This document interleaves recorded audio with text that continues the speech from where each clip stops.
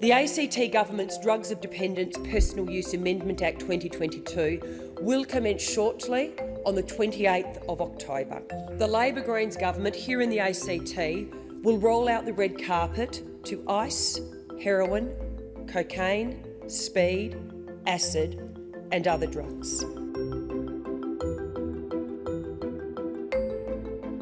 Since 1985, the Australian government has been committed to a policy of harm minimisation and harm reduction, which argues that the thing to focus on in relation to drug use is not the use itself, but dealing with the harms that come from that use, whatever form those harms take. So in the ACT, for example, we've decriminalised cannabis since 1992, and we actually depenalised cannabis in 2020. What the current laws do is make a very small change along the same lines, which is addressing not just possession of drugs, but only possession of a small amount of drugs and decriminalising it so that the people who are found in possession of a small amount of cocaine or ecstasy or even heroin or ice no longer risk criminal prosecution.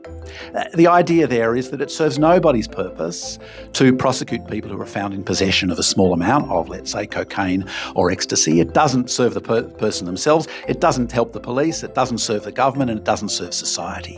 What criminal laws in relation to small amounts of drugs do is discourage people from seeking help.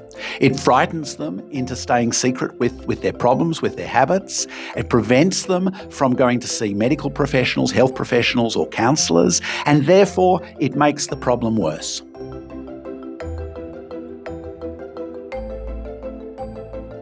If you look at a place like South Australia, since as long ago as 2002, they made it mandatory for all people in possession of controlled substances like, again, meth or heroin or ice or ecstasy, to be diverted to treatment and not to be subject to the risk of criminal prosecution. That's 20 years that's been happening in South Australia. It's not quite the same legal structure as decriminalisation, but it has the same effect. From 2002, for a long period of time, 98% of people found in possession of controlled substances were not prosecuted, did not end up with a criminal record. And that improved treatment rates, it improved outcomes, and it led to a good outcome for South Australia generally. What it didn't lead to was a dramatic increase in the use of drugs as a result of those legal changes. Same was true in the ACT. When we decriminalised cannabis in 1992, cannabis use went down, not up. When we depenalised cannabis in 2020, there was no significant change to patterns of cannabis use in the ACT. So the idea that if you decriminalise these laws, you are setting out, as one person said in Parliament, the red carpet to drug users, and you're going to lead to an explosion of drug use, is nonsense. It's not proved by the evidence. It's contrary to the evidence that we've found both in the ACT and around the world.